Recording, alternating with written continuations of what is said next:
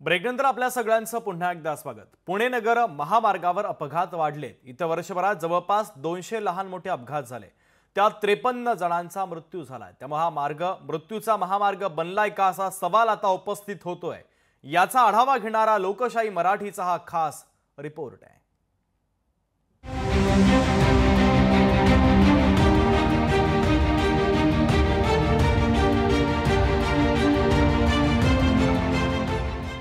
पुण्यातील वाघोली केसनंद परिसरात काल रात्री भीषण अपघात झाला। पोटाची खळगी भरण्यासाठी अमरावतीवरून पुण्यात आलेल्या 9 मजुरांना भरधाव डंपरनं चिरडलं। यामध्ये एकाच कुटुंबातील 3घांचा मृत्यू झाला तर 6 जण गंभीर जखमी झाले।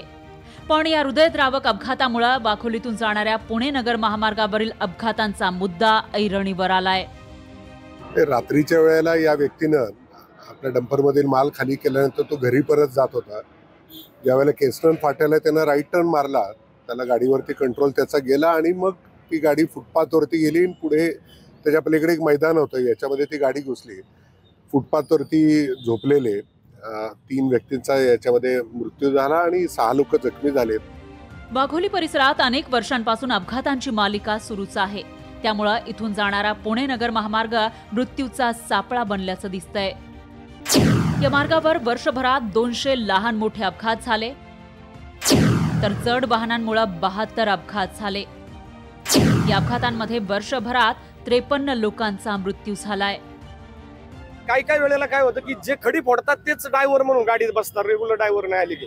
त्याच्यामुळे असे प्रकार जर खडी मालकांनी या ठिकाणी रोखले नाही तर त्यांच्यावर राज्य शासनाने योग्य ती कारवाई केली पाहिजे, जे काही नियमात असेल त्या पद्धतीने। पुणे नगर महामार्गावर अवजड वाहनं सुसाट धावतात आणि याच वाहनांमुळे अनेक निष्पाप लोकांना आपला जीव गमवावा लागतोय। त्यामुळे प्रशासनानं तात्काळ वाघोलीतील अपघात थांबवण्यासाठी पावलं उचलावी अशी मागणी स्थानिक करतायत।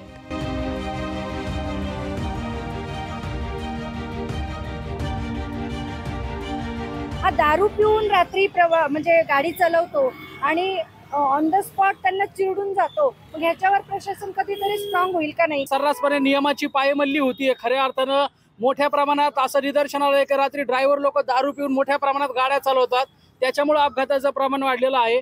आणि ही जीवघेणी वाहतूक कोंडीतून वाहतूक वाघोलीकरांना कधी दिलासा मिळेल हा खरा प्रश्न आहे। या सगळ्या गाड्यावरती क्लीनर ठेवण्यात यावा, त्याचबरोबर या ठिकाणी पोलीस उपाययोजना करण्यात याव्यात। लोकशाहीसाठी चंद्रशेखर बांगे, वाघोली, पुणे। लोकशाही मराठी ऐका, पहा, जागरूक रहा।